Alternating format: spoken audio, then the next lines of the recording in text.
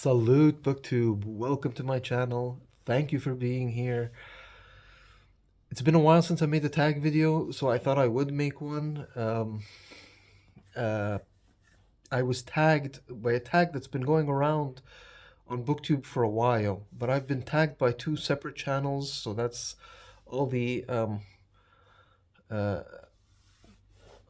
instigation I need to do the tag myself. I might have been tagged by more channels, maybe a while ago, but I just recently it's come to my attention that I've been tagged twice. The tag is called the Seriously Well Read tag. It was originally created by the literate Texan, and I was tagged by, as I mentioned, two channels, at least recently that I remember. The first one is Ali at the Genteel Black Hole, and I was also tagged by Paul, the accidental bookseller. So all the info will be in the description below. I'll link to their channels and to their specific videos. You should check them out and check their versions of this if you haven't.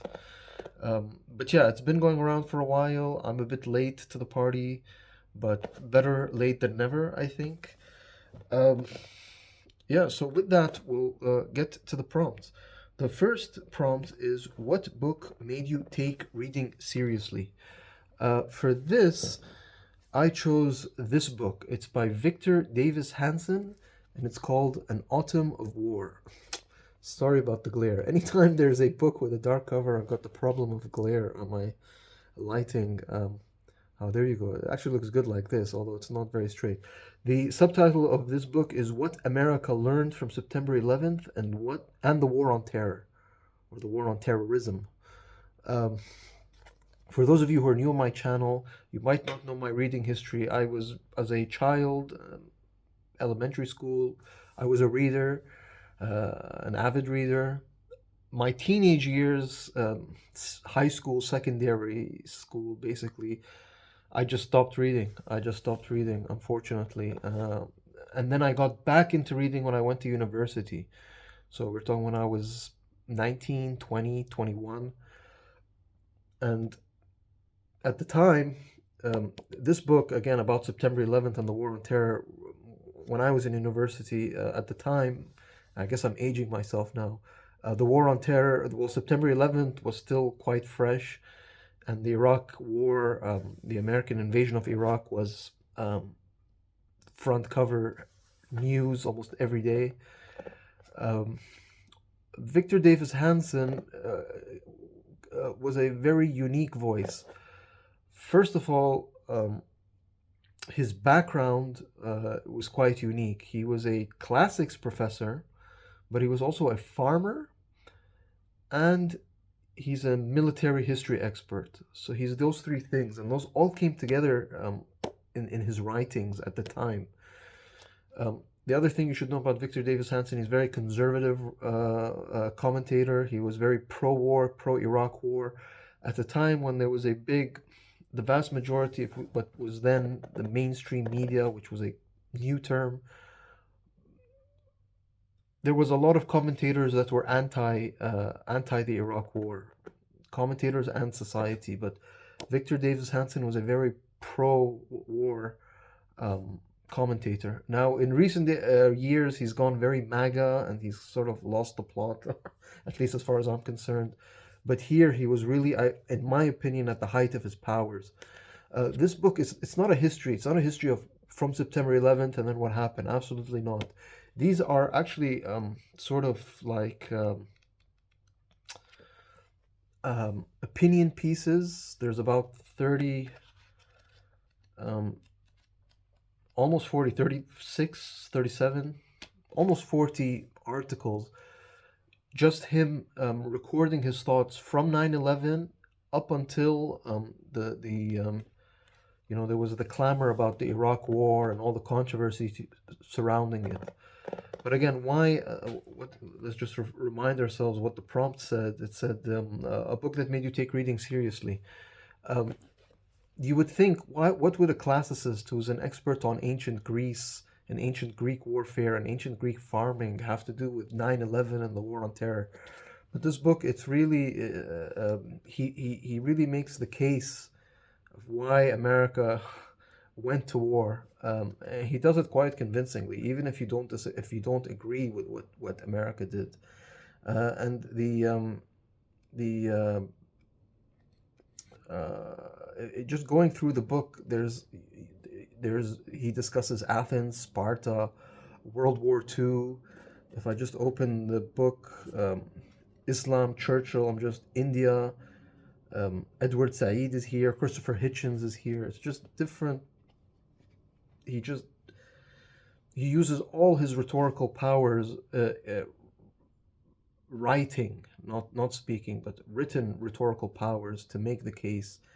And this, it really got me. It got me into understanding America, American history, understanding, getting into classics and Greek, ancient Greece, and all sorts of things. So again, I made this video. I watched Paul's video, and then I just took about like 10 minutes to prepare this video, collected the books for this, and just pressed record. So this came into my mind.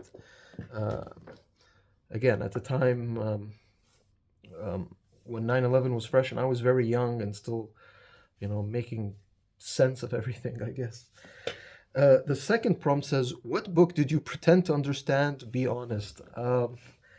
For this one, I think anything, anything philosophy. What I came with, and I used to have a copy of this, but I've given it away because um, I didn't have this copy, but this is the Penguin Classics edition of this book. I think everybody will know it. This is Plato's The Republic. Sorry about the glare. I hope that's a bit better. The Republic by Plato. I had this in university. I did like a course, like an intro to political science kind of thing, and this was part of it was the required reading, and I mean, I pretended, or I read it. I pretended that I understood it. We were tested on it, and I just, um, as Paul says, bullshitted my way through it. Philosophy has never been. I've never really understood philosophy. I've never appreciated philosophy. I don't read philosophy, not if I have to. Uh, um, or not if I don't have to, I guess. So yeah, I would pick this again. Philosophy, just I'm using Plato's Republic as an example, but I guess any philosophy that I've tried to read, it just doesn't work. It just doesn't work for me, and I try to pretend that yes, I've read Plato's Republic, but do I understand much about it? No. Although there are, I guess I mean, there are certain themes that um, the larger themes that okay, you understand the point he was trying to make. But other philosophers, maybe it's just it's hard for me. It's just hard for me to wrap my head around and to read. I just don't know how to approach reading philosophy. So I would say again, I would put Plato's Republic as a stand-in for any kind of philosophy. Um, Prompt number 3: which 3 books are on your personal required reading list? Well, those of you who are regulars on my channel, if you look at just the video I uploaded before this was part 3 of my starter library Iraqi history edition. I did a 3-part starter library Iraqi history edition video series, I guess you can call it. And I split it up into the 3 major phases or cycles of Iraqi history. Ancient Iraq, which is Mesopotamia. Middle Ages Iraq, which is the Golden Age, the age of when Baghdad was the center of the world. And then the third, which is more modern Iraqi history. So for this, I'm just going to repeat. I guess that's the best thing I can do. These are personally for me required reading. In those videos, I was making the case that it's important to understand the Middle East, understand Iraq, especially with current events and what's going on now. But yeah, that's what I would put as my required reading list. So in those videos, I showcased a bunch of books. I brought 3 other books now, which I didn't even mention on those books, but it'll just give you an indication of, I don't think that these are required reading, but it just gives you you don't have to read these. But for me, Again, if you want to maybe understand Iraq or these books wouldn't hurt to read. So for the ancient part, there's this book. It's by Eckhart Fram, and it's Assyria, the rise and fall of the world's first empire. Um, the word first empire, he makes the case, I guess, that this is the first empire. I haven't read this, but so it's required reading for me, I guess. When it says what is on your required reading, these aren't required readings for you. These are required readings for me. So that's number one for the ancient. For the middle, number two, the golden age of Baghdad and golden age of Islam. There's this book, this author I've shown quite a few times, Hugh Kennedy. This one is called The Court of the Caliphs. And the subtitle is When Baghdad Ruled the Muslim World. So this is exactly what it says in the subtitle. The caliphs, the Abbasid Caliphate, the golden age of Islam, the Harun al-Rashid, the 1001 Nights. You've got pictures of the famous mosque in Samarra that sort of resembles the Tower of Babel, but was built during the Golden Age. That's number two. And then number three is Modern Iraq. This book I've recommended before in the past. Again, required reading for me. I don't recommend this. I don't know, maybe if you're new or you want to get into it, this might be a good starting point. This is by Adid Dawisha, and it's simply titled Iraq, but the subtitle is A Political History from Independence to Occupation. Independence was really the 1920s, and the occupation was 2003. If we give or take a couple of years before and after, we're really talking about the last 100 years of Iraqi history. And Dawisha, again, not a big book, he just goes through it. I remember enjoying this book very much, but again, these are required reading list for me, not necessarily for you. Unless you want to, and if you have any questions about Iraqi history, please do let me know. You on the comments, or I leave my email on most of my videos, so please feel free to ask if you are curious. Where are we? Prompt number 4. What author have you been avoiding? For this, I'm going to choose Leo Tolstoy, War and Peace. As part of my channel, a personal reading project I've been doing is a project I've been calling Russian Lit 2026. I've been trying to read Russian literature. I've gotten into it, dipped my toe, read a couple of things, Bulgakov, a short Tolstoy, some Russian fairy tales. I was supposed to read this in April, but again, for those of you who are new, I am based in the Middle East, in the United Arab Emirates, which is really at the crossfires of the Trump-Netanyahu war.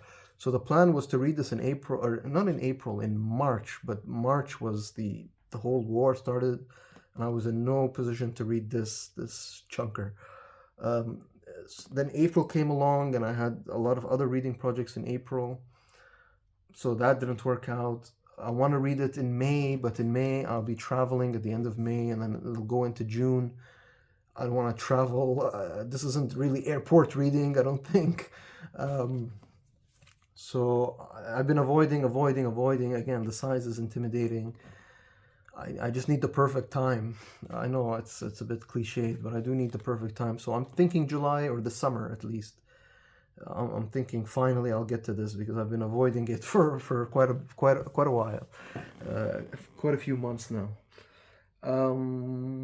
Question number, or prompt number 5. What's the hardest book you've ever finished?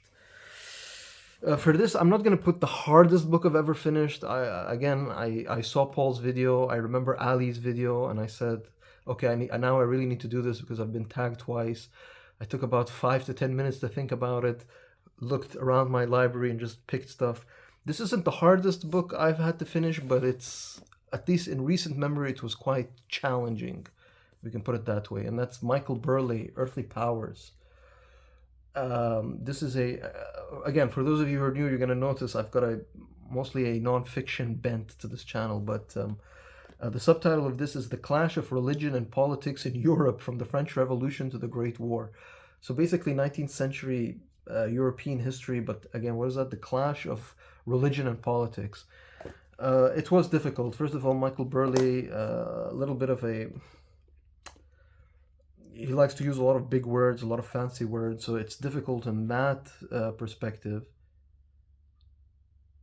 So here I've got an example here. I underlined one of the phrases which I thought was quite difficult. I don't know if the glare. I'm going to show it to you and I'm going to try to read it. If you can read it for yourselves, the word is degeneratively sybaritic. And there's a whole bunch of these kind of terms in this book, so that made it a bit difficult. But aside from the author's vocabulary or him trying to show off his vocabulary, you want to try to find another word that I've underlined, maybe ephemerality, horatory, um, obeisance, obeisance. Again, lots of big words, but then it's not just the words and the vocabulary; it's also the subject matter. Um, Again, European religion and politics as a non-Western, non-European, non-Christian person. There's a lot of religion, a lot of Catholicism, a lot of Protestantism, and then there's a lot of history. Michael Burley doesn't, he expects you to know what you're talking about when you get into this. So he doesn't give you a lot of background. He just throws you in the middle of 19th century German politics. And if you don't have much of a background, it's quite difficult. I found it difficult because I'm by no means any expert on 19th century German politics. So, the whole movements and the different states in Germany is like almost 50-50 Protestant to Catholic, and the sort of the movements, the political movements that occurred in Germany, and the liberal movements, and then the conservative Prussian movements, what would eventually lead to the 20th century German experience, which Michael Burley, he has sequels to this. I can show it, but I'm afraid he has sequels, which is, this one ends at the Great War. He has a sequel which goes into World War II and the 20th century. So it's difficult. It was a complex read to get through, but again, it depends how badly you want to read it and you want to know the subject. Prompt number 6: what's a book that changed how you read? For this, I've mentioned this book plenty of times. This is by Peter Mansfield, A History of the Middle East. Peter Mansfield, there he is, the author. He's deceased, and he died young, unfortunately.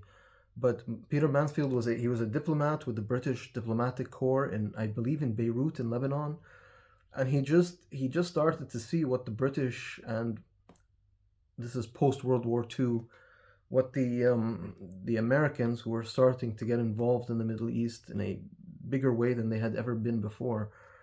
Again, after the Second World War, he started to see what they were doing, and he just objected to it. He thought it was wrong. He just had for ethical and I don't know, just ethical reasons.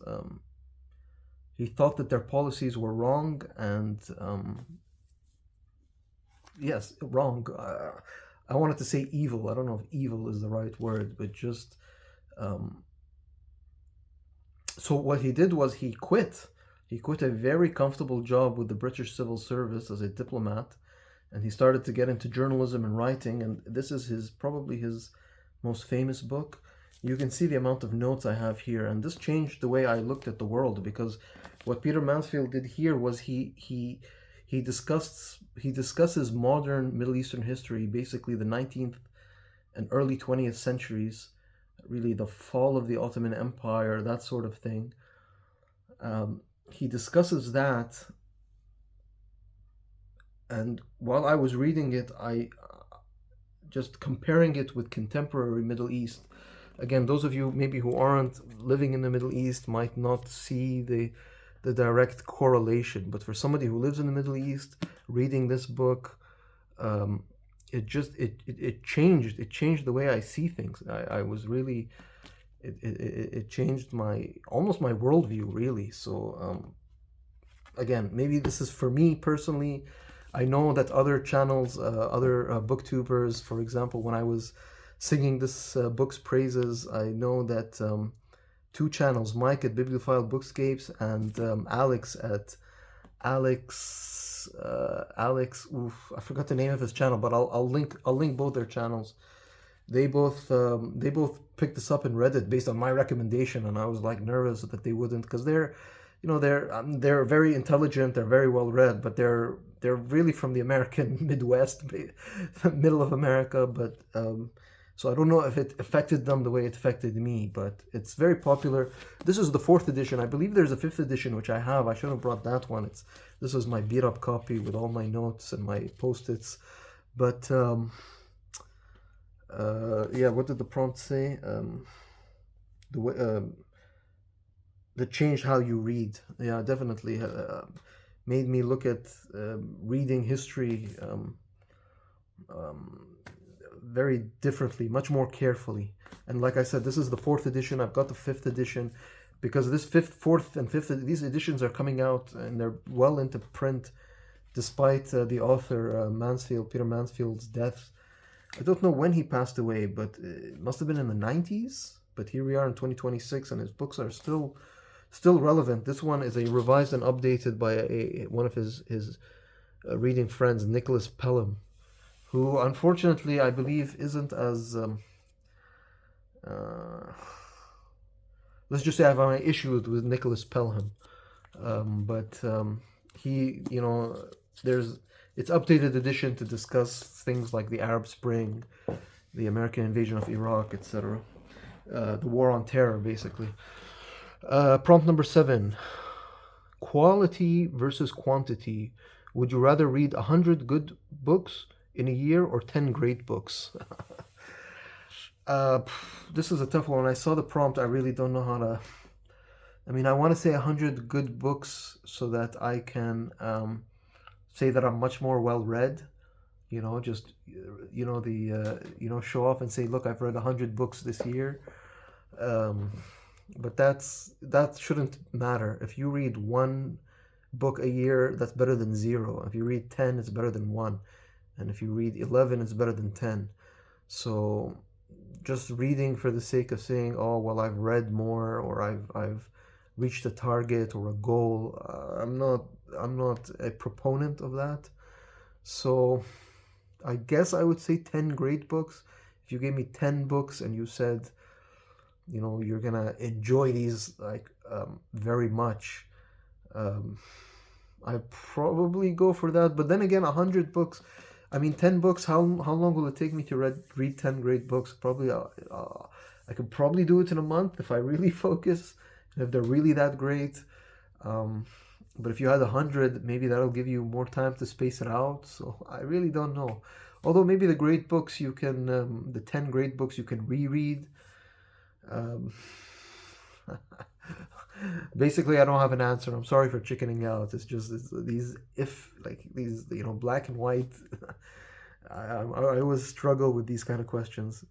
Prompt number 8. Which genre are you embarrassed to say you have not read? So many, and I've learned this just watching BookTube for many years. Science fiction, again, those of you who are new, I'm a non-fiction reader predominantly history. Those are just my favorite biographies, history, that kind of stuff. Science fiction, big gap. Fantasy, again, I've dabbled in the very well-known classics. So for sci-fi, things like Dune. For fantasy, things like Lord of the Rings. But I just haven't progressed past those. I mentioned philosophy is not really something that I do even want to get. I'm not embarrassed to say that I don't, because I'm actually proud that I don't read philosophy. So many romance, a lot of contemporary fiction, poetry is another big one. A lot of the classics. That's, I try to read the classics, but I haven't read Ovid. I haven't read a lot of the Middle Ages stuff like Dante, or, there's so much, and I'm very embarrassed. It's really embarrassing. I really should, and I'm trying to change that. And that was one of the reasons why I did start that channel. Why I did start this channel, um, to embarrass myself and to let you all know it. Uh, uh, Prompt number 9: which book do you think most people misread? For this one, I picked this book. I could have picked another. Do I have a screenshot of it on my? I'll try to pull it out if I. But for now, I'll show this one, The Master and Margarita, which I read this year, Mikhail Bulgakov. Again, this came to my head because these books, most of the books, they're. This was recently because I read this earlier this year. A lot of people said, this is a sort of comedic social commentary criticizing Stalin's Moscow. I absolutely didn't see that. Moscow, I think here, you read this, it makes me want to go to Moscow. There's a scene where because this is a very fantastical book, and the main character just goes through he sees something because I don't want to ruin the book, but he sees something that people just think that drives him insane. And he does go insane through the streets of Moscow, and they finally apprehend him and they send him to a mental asylum.